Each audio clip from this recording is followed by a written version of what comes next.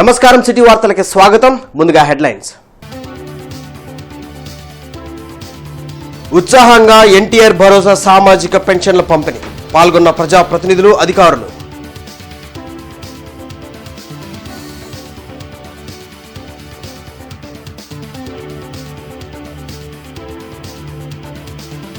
కూటమి ప్రభుత్వం ప్రజాశ్రేయస్సు కోసం పనిచేస్తుంది. మాజీ మంత్రి దేవినేని ఉమా వ్యాఖ్యలు.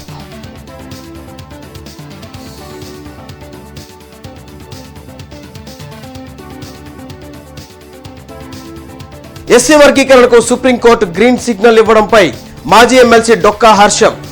భారత రాజ్యాంగం గెలిచిందని ప్రకటన.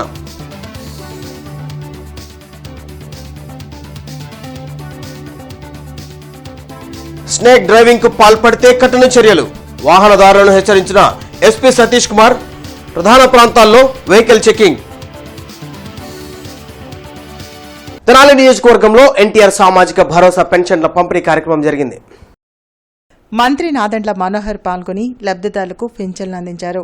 కూటమి ప్రభుత్వం ఇచ్చిన హామీ ప్రకారం సామాజిక పెన్షన్లను 1వ తేదీన ఇంటి వద్దనే పంపిణీ చేయడం పట్ల లబ్ధిదారులు హర్షం వ్యక్తం చేస్తున్నారు.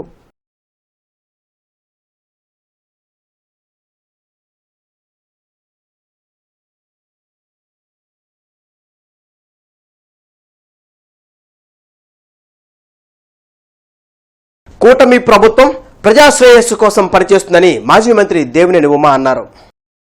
ఎమ్మెల్సీ రాంభూపాల్ రెడ్డితో కలిసి మాజీ మంత్రి దేవినేని ఉమా మంగళగిరిలోని టీడీపీ కేంద్ర కార్యాలయంలో మీడియాతో మాట్లాడారు. వ్యవస్థలను సమర్థవంతంగా వినియోగించుకుని సీఎం చంద్రబాబు పింఛన్ల పంపిణీని విజయవంతం చేశారని చెప్పారు. వాలంటీర్లు లేకపోతే పెన్షన్లు అందించలేమని మాట్లాడిన జగన్ ఇప్పుడు ఏం సమాధానం చెప్తారని ప్రశ్నించారు. ఎన్డీఏ ప్రభుత్వం అధికారం చేపట్టిన తర్వాత 2వ నెల సామాజిక పెన్షన్ల పంపిణీ కార్యక్రమం ఈరోజు ఉదయం 5 గంటలకే ప్రారంభం కావడం జరిగింది. దాదాపు ఉదయం 10 గంటలకే దాదాపు 95% పెన్షన్లను లబ్ధిదారులందరికీ వారి ఇళ్ల వద్దనే సచివాలయ సిబ్బంది, అదేవిధంగా సంబంధిత ప్రజాప్రతినిధుల ఆధ్వర్యంలో అందరికీ కూడా పంపిణీ చేయడం జరిగింది. వాలంటీర్లు లేకపోతే ఈ రాష్ట్రంలో అభివృద్ధి కుంటుపడుతుంది, జనజీవనం కుంటుపడుతుందని చెప్పి మాట్లాడిన వైఎస్ఆర్సీపీ నాయకులు ఈరోజు ప్రభుత్వ ఉద్యోగుల ద్వారానే కేవలం కొన్ని గంటల్లోనే ఈ సామాజిక పెన్షన్లను పంపిణీ చేయడం జరిగింది. ఇవాళ చంద్రబాబు గారి నాయకత్వంలో కూటమి ప్రభుత్వం అధికారంలో మరి ఇవాళ ఈ అధికార యంత్రాంగాన్ని సమర్థవంతంగా పరిగెత్తించడంతో ఇంత పెద్ద ఎత్తున 60 లక్షల మంది పైగా పింఛన్దారుల చేతుల్లోకి డబ్బు, ఈ పింఛన్ డబ్బు, పెంచిన డబ్బు అంతా కూడా వెళ్ళింది. అదే వైసీపీ ప్రభుత్వ హయాంలో 3,000 పెన్షన్ చేయడానికి 5 సంవత్సరాలు ఏ విధంగా ఇబ్బందులు పెట్టాడు. ఒక్కో పెన్షన్దారు దగ్గర 35,000 రూపాయలు ఏ విధంగా నష్టపోయారో మనం అన్నీ కూడా చూసాం. సామాజిక పెన్షన్ల పంపిణీ గుంటూరు తూర్పు నియోజకవర్గంలో ఉత్సాహంగా జరిగింది. ఎమ్మెల్యే నసీర్ అహ్మద్ ఈ కార్యక్రమంలో పాల్గొని వృద్ధులు, వితంతువులు, దివ్యాంగులకు పెన్షన్ అందించారు. కూటమి ప్రభుత్వం ఇచ్చిన మాట ప్రకారం 1వ తారీఖునే ఇంటి వద్దకే సచివాలయ సిబ్బంది ద్వారా పెన్షన్ పంపిణీని విజయవంతంగా నిర్వహిస్తుందని చెప్పారు. అర్హత ఉండి పెన్షన్ రాని లబ్ధిదారులు తన కార్యాలయం వద్ద సంప్రదిస్తే తగు న్యాయం చేస్తామని ఎమ్మెల్యే నసీర్ ప్రకటించారు. రాబోయేటువంటి రోజుల్లో అర్హులైనటువంటి ప్రతి ఒక్కరికి కూడా నిబంధనలు ఏదైతే గత ప్రభుత్వంలో పెట్టినటువంటి నిబంధనలను కూడా దాదాపు కరెంటు బిల్లులు కానీ, పిల్లలకు ఉద్యోగాలు వచ్చినాయనో అనేక సాకులు చెప్తూ వృద్ధులకు, వికలాంగులకు అనేక రకాలుగా ఇబ్బందులు పెడుతున్నటువంటి పరిస్థితులు మనందరం కూడా గమనిస్తూ ఉన్నాం. తప్పకుండా అటువంటి వారందరికీ కూడా పెన్షన్లు అందించేటువంటి కార్యక్రమాన్ని ఈ ప్రభుత్వం తీసుకుంటుందని చెప్పి గుంటూరు నగరంలో కూడా మా కార్యాలయంలో కూడా ఎవరికైతే అర్హత ఉండి పెన్షన్లు రానటువంటి ప్రతి ఒక్కరి దగ్గర నుండి కూడా అర్జీలు తీసుకొని వాటిని పరిష్కరించేటువంటి దిశగా మా కార్యాలయంలో సిబ్బందిని ఏర్పాటు చేయడం జరిగింది. ఈ సేవల్ని సద్వినియోగం చేసుకోవాలని చెప్పి నగర ప్రజలందరూ కూడా విజ్ఞప్తి చేస్తూ ఉన్నాం. ఎస్సీ వర్గీకరణ అంశంలో సుప్రీంకోర్టు చారిత్రాత్మక తీర్పు ఇచ్చారని మాజీ మంత్రి డొక్కా మాణిక్య వరప్రసాద్ తెలిపారు. వర్గీకరణ విషయంలో కూటమి ప్రభుత్వం కీలక పాత్ర వహించడం వల్లనే విజయం సాధించిందని అన్నారు. ఎస్సీ వర్గీకరణకు దేశంలో అన్ని పార్టీలు మద్దతు ఇస్తే వైసీపీ మాత్రం వ్యతిరేకించడం విచారంగా ఉందని డొక్కా మాణిక్య వరప్రసాద్ ఆరోపించారు. సుప్రీంకోర్టు తీర్పును యథావిధిగా రాష్ట్రాలు అమలు చేయాలని, అంబేద్కర్ సూత్రాలను అమలు చేయాలని సూచించారు. గత 30 సంవత్సరాల వర్గీకరణ పోరాటం నేటికి విజయవంతమైందని, ఇందులో కీలక పాత్ర పోషించిన ప్రతి ఒక్కరికి డొక్కా ధన్యవాదాలు తెలిపారు. ముఖ్యమంత్రి చంద్రబాబు నాయుడు గారు కూడా ఆ రోజు 2000 సంవత్సరంలో కంబైన్డ్ స్టేట్లో ఈ వర్గీకరణని చట్టరూపం తెచ్చి 4 సంవత్సరాలు ఇంప్లిమెంట్ చేయడం జరిగింది. అప్పుడు 2004లో సుప్రీంకోర్టు దీన్ని కొట్టివేయడం జరిగింది. ఇప్పుడు 7గురు ధర్మాసనం, అప్పుడు 5గురు ధర్మాసనం కొట్టివేసింది. ఇప్పుడు 7గురు ధర్మాసనం దీన్ని ఇంప్లిమెంట్ చేయడం జరిగింది, అవకాశం ఇచ్చింది ఇప్పుడు. అందువల్ల ఈ సందర్భంగా అందరికీ ధన్యవాదాలు. ముఖ్యంగా చంద్రబాబు నాయుడు గారికి, మోడీ గారికి, అంటే బీజేపీకి, కూటమి ప్రభుత్వానికి కేంద్రంలోనూ రాష్ట్రంలోనూ దీనికి మద్దతు ఇచ్చిన అన్ని పార్టీలకి, ఈవెన్ కాంగ్రెస్ పార్టీ కూడా దీనికి మద్దతు ఇచ్చింది. దాదాపు అన్ని పార్టీలు మద్దతు ఇచ్చాయి. దీంట్లో ఒక ఎక్సెప్ట్ వైసీపీ పార్టీ తప్పితే అన్ని పార్టీలు దీనికి మద్దతు ఇచ్చాయి. అన్ని పార్టీలకు కూడా గౌరవంగా అందరూ మాదిగ జాతి తరఫున, సామాజిక న్యాయం తరఫున ధన్యవాదాలు తెలియజేస్తాను. ట్రాఫిక్ రూల్స్ పాటించకపోతే చర్యలు తప్పవని వాహనదారులను ఎస్పీ సతీష్ కుమార్ హెచ్చరించారు. గుంటూరు అనే ప్రధాన ప్రాంతాల్లో పోలీస్ సిబ్బందితో వెహికల్ చెకింగ్ డ్రైవ్ను నిర్వహించారు. స్నేక్ డ్రైవింగ్, ర్యాష్ డ్రైవింగ్ చట్టరీత్యా నేరమని జిల్లా ఎస్పీ సతీష్ కుమార్ అన్నారు. స్నేక్, ర్యాష్ డ్రైవింగ్తో పాటు ట్రిపుల్ డ్రైవింగ్కు పాల్పడే వారిపై కేసులు నమోదు చేశారు. టీనేజర్లకు వెహికల్స్ ఇచ్చే పేరెంట్స్కు కౌన్సిలింగ్ ఇస్తామని హెచ్చరించారు. గుంటూరులోని ప్రధాన ప్రాంతాల్లో వెహికల్ చెకింగ్ నిర్వహించిన పోలీసులు సంబంధిత పత్రాలు లేని వాహనాలను సీజ్ చేసి స్టేషన్కు తరలించారు. మా పాయింట్ రిక్వెస్ట్ ఏంటంటే అండర్ ఏజ్, తర్వాత triple riding, rash driving, so called snake driving, తర్వాత అనవసరంగా గర్ల్స్ని డిస్టర్బ్ చేయడము, ఇలాంటి ఏది అన్యాక్సెప్టెడ్. ఓకే, మీకు పని ఉంది, మీరు జెన్యున్గా వెళ్తున్నారంటే ఎలాంటి ఇష్యూస్ లేదు. Otherwise you have to curb your instincts. అర్థమైంది కదా?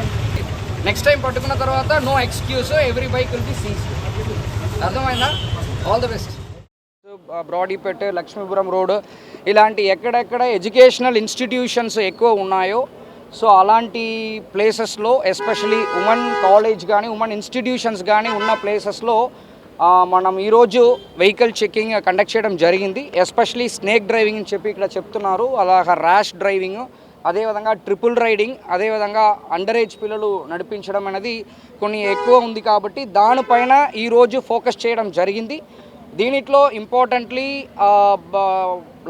అంటే మనకి నంబర్ ప్లేట్ లేనివి మనం సీజ్ చేస్తున్నాము.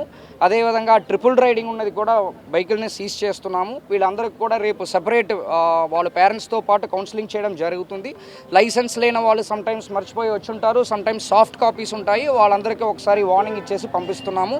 సో కమింగ్ డేస్లో ఇది కంటిన్యూ అవుతున్నాయి. సో పోలీస్ తరపు నుంచి రిక్వెస్ట్ ఏంటంటే అనవసరంగా నైట్లో బైక్స్లో అనవసరంగా తిరగడము, ఎస్పెషలీ గర్ల్స్ హాస్టల్ ఉన్న ప్లేస్లో కానీ అదర్వైజ్ ఇలాంటి కంజెస్టెడ్ రోడ్స్లో కానీ పబ్లిక్కి ఇబ్బంది ఉన్నట్టు తిరుగుతున్న అన్ని బైక్స్ కూడా ఫ్యూచర్లో సీజ్ చేస్తామని చెప్పి గట్టిగా చెప్తున్నాము. గుంటూరులో నిర్వహించిన సామాజిక పెన్షన్ల పంపిణీ కార్యక్రమంలో కలెక్టర్ నాగలక్ష్మి పాల్గొన్నారు. దేవాపురంలో లబ్ధిదారుల ఇళ్లకు వెళ్లి పెన్షన్లు అందించారు. కార్యక్రమంలో డిఆర్డీఏ పీడీ హరిహర్నాథ్, ఇతర ఉన్నతాధికారులు పాల్గొన్నారు.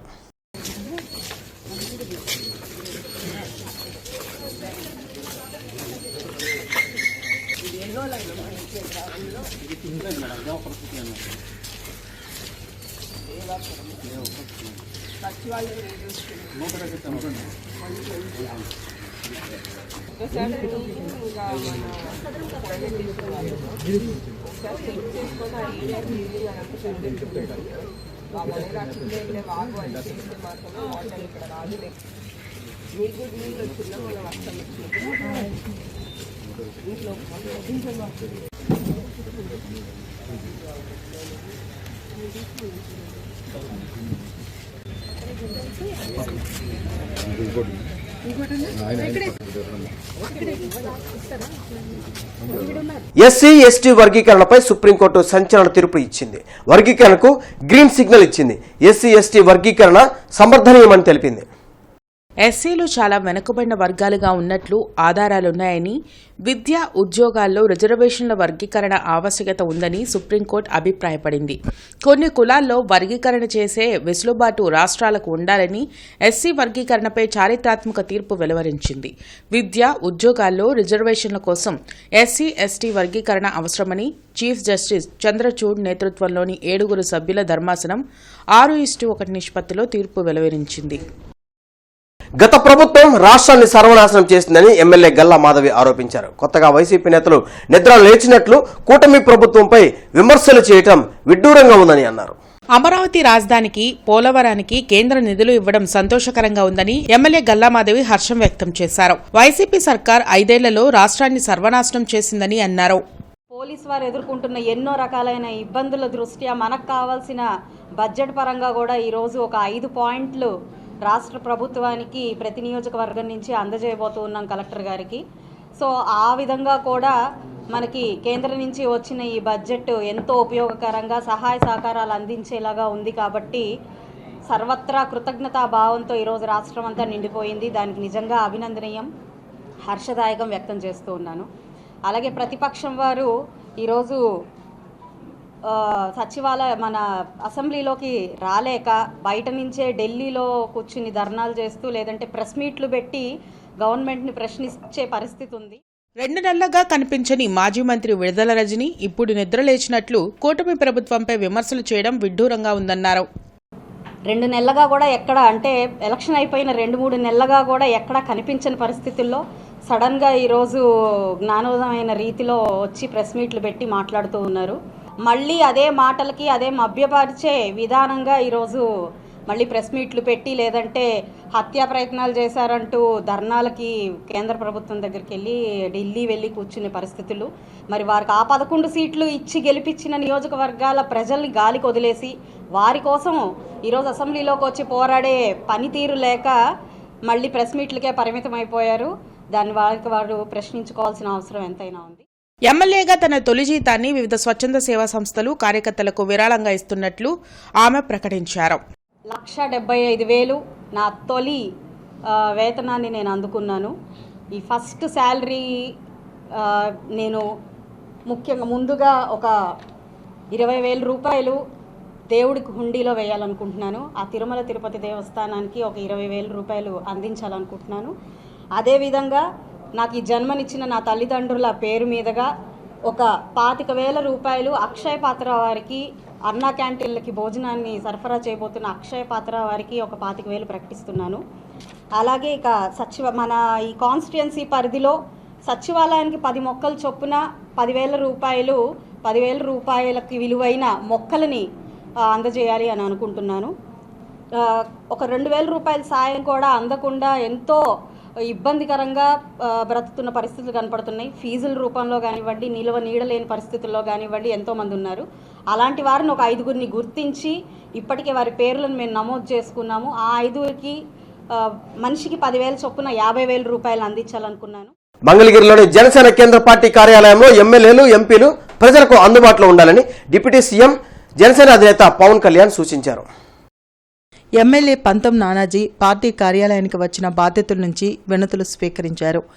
ఆయా సమస్యల పరిష్కారానికి చర్యలు తీసుకుంటామని బాధితులకు భరోసా కల్పించారు.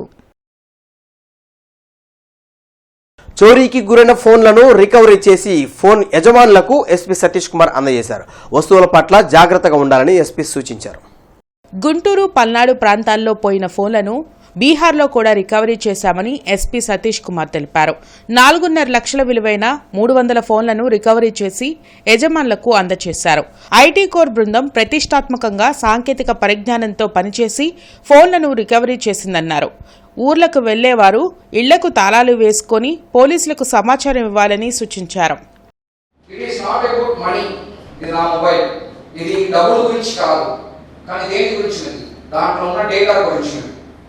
ఓకే, మీ పర్సనల్ డేటా చాలా ఉంటాయి, పర్సనల్ పిక్చర్స్ చాలా ఉంటాయి, మీ ఫ్యామిలీ సంబంధించిన డేటా ఉంటాయి.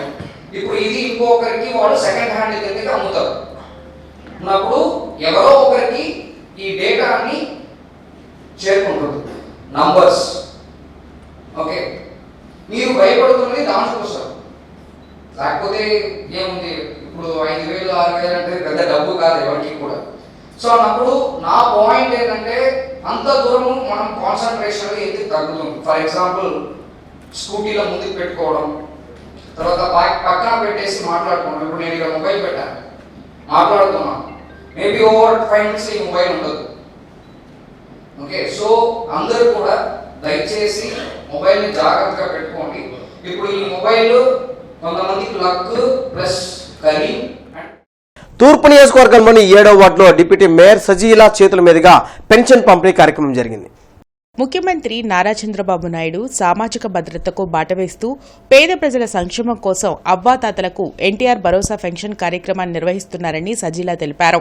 సుమారు ఈరోజు అవ్వాతాతలకు పెన్షన్ను 4,000 పంపిణీ చేశారు. ఈ కార్యక్రమంలో ex standing committee chairman Haji Sheikh Shaukat, ward president Quddus, Satyam, Subhani, division ముఖ్య నాయకులు, పార్టీ కార్యకర్తలు తదితరులు పాల్గొన్నారు.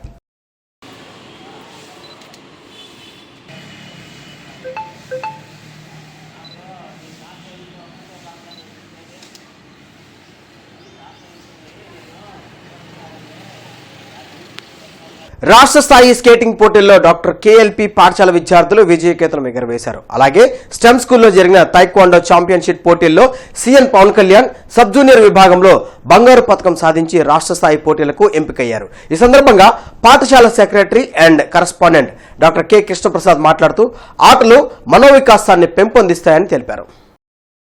సెప్టెంబర్ 1, 2, 3 తేదీల్లో విశాఖపట్నంలో జరిగే జాతీయ సమ్మేళన కార్యక్రమాన్ని జయప్రదం చేయాలని ఏఐటీయూసీ రాష్ట్ర గౌరవాధ్యక్షులు రాధాకృష్ణమూర్తి పిలుపునిచ్చారు. జిల్లా సిపిఐ కార్యాలయంలో రాధాకృష్ణమూర్తి మీడియాతో మాట్లాడుతూ కార్పొరేట్ సంపదను పునః పంపిణీ చేయాలని డిమాండ్ చేస్తూ జాతీయ సమ్మేళనాలు జరుగుతున్నట్లు చెప్పారు.